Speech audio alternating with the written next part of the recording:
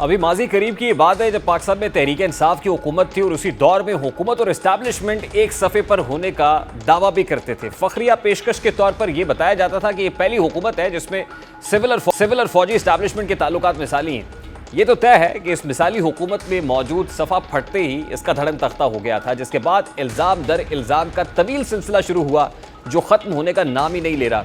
फरीकैन बगैर किसी लगी लिपटी के एक दूसरे को कोस रहे हैं। इल्ज़ामात इस कदर शिद्दत इख्तियार कर चुके हैं कि अब बराह रास्त नाम और केसेस बताकर एक दूसरे को तनकीद का निशाना बनाया जा रहा है।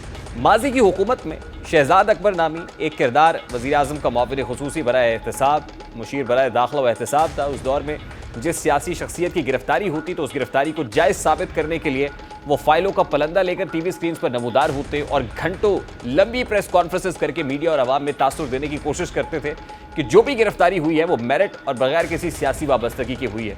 वो नैब के ऑफिस में तवील मुलाकातें करते और इन मुलाकातों का नतीजा ये निकलता कि अगले ही रोज़ ऑपोजिशन से वाबस्ता किसी अहम रहनुमा की गिरफ्तारी हो जाती। लेकिन अब ये किरदार गुज़श्ता रोज़ एक निजी टीवी के शो में शिरकत करते और नैब के अबूर में जनरल रिटायर्ड कमर जावेद बाजवा और लेफ्टिनेंट जनरल रिटायर्ड फैज़ हमीद की मुदाखलत से मुतालिक सवाल के जवाब में बताते हैं कि नैब के तमाम मामलात यही लाते थे। मुझे किसी केस के हवाले से किसी और ने कोई हिदायत नहीं की, बल्कि जनरल बाजवा और जनरल फैज़ हमीद ये तमाम तर मामलात को बराह रास्त देख रहे थे।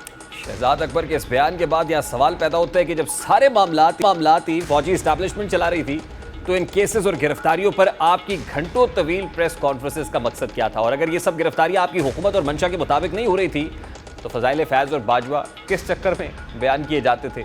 बज़ाहिर हकीकत ये थी कि जब जब आपने प्रेस कॉन्फ्रेंस की उसके बाद किसी ना किसी गिरफ्तारी को अमल में लाया गया। इस हवाले से मरियम नवाज की वो बयानात भी अहम है जिसमें वो बताती है कि शहजाद अकबर नैब ऑफिस में घंटों तवील मीटिंग्स करता और उसी की ज़ेरे निगरानी उनके कमरे और वॉशरूम्स में कैमरे लगाए गए। भेस बदल कर, गाड़ियां बदल कर शहजाद अकबर साहब नैब में जाते हैं, वहां कैमरे लगाए जाते हैं। शहबाज शरीफ के कमरे में कैमरे लगाकर दूरबीनों से देखा जाता है। वॉशरूम के अंदर कैमरे लगाए गए। ये है छोटी ज़हनियत की हकीकत। ये सब कुछ शहजाद अकबर साहब इमरान साहब के हुक्म के ऊपर कर रहे हैं।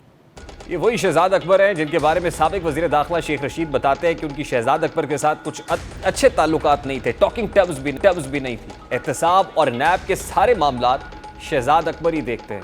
तहरीक इंसाफ के ऊपर वो याब आ चुके हैं कि अब उन्हें एंटी इस्टेब्लिशमेंट बयानियाँ अपनाने के लिए अपने सख्त सियासी मुखालिफिन के बयानात का सहारा लेना पड़ रहा है।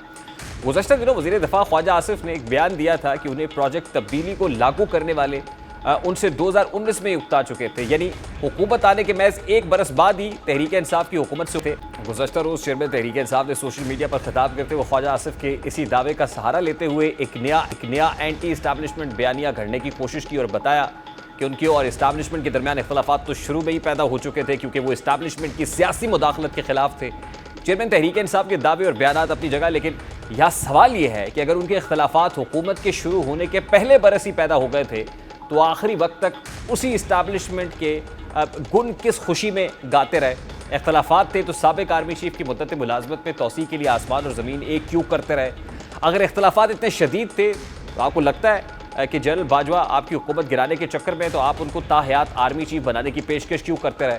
आज आपकी जमात के रहनुमा तो जनरल फैज़ पर भी इल्ज़ामात लगा रहे हैं जो मुबैना तौर पर दुरुस्त भी हो सकता है, लेकिन आप उसी जनरल को आर्मी चीफ बनाने के प्लान बनाए हुए थे और उसी वजह से उस वक्त की ऑपोजिशन इसी प्लान को नाकाम बनाने के लिए आपकी हुकूमत को चलता करने पर मजबूर हुई।